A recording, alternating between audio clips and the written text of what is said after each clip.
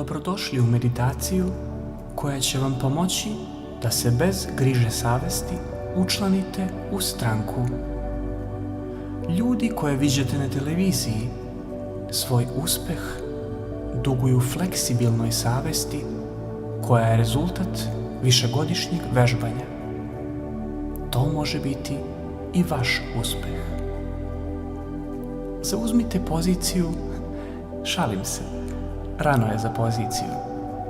Za početak, kleknite u pozu donje uvlačećeg crva ili ako vam je tako lakše, subgluteusne muve. Dišite na nos kako bi vam usna duplja bila slobodna za stranačke aktivnosti koje su pred njom. Zažmurite i zamislite kako lebdite u zlatnom vakuumu. To je vaša originalna vizija sebe. Vi ste nepogrešivi, a i kada grešite, svesni ste toga. Zbog vas niko ne ispašta, ponajmanje ne vi. Sada primetite da iznad vas proleće ogromna ptica koja vrši defekaciju pravo vama na glavu. Ptičji izmet se sliva po vama, od temena, preko čela, ušiju, vrata, brade, ramena, grudi, bokova, kolena, stopala. Vaš zlatni sjaj dobio je potrebnu patinu. Ne ignorišite neprijatnost.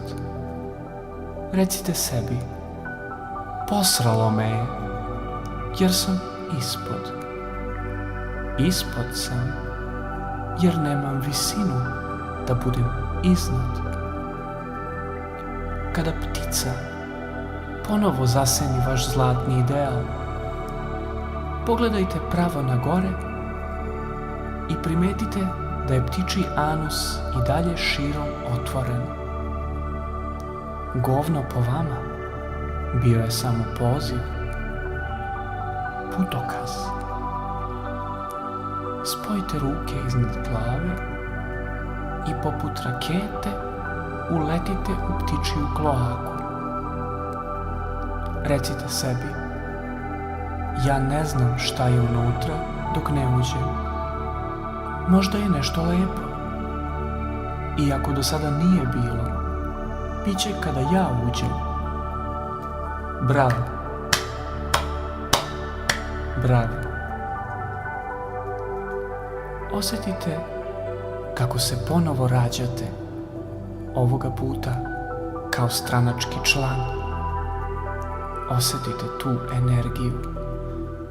Primetite kako vam sa svih strana prilaze hiljade stranačkih kolega i hvataju vas za ruke da ne biste pali.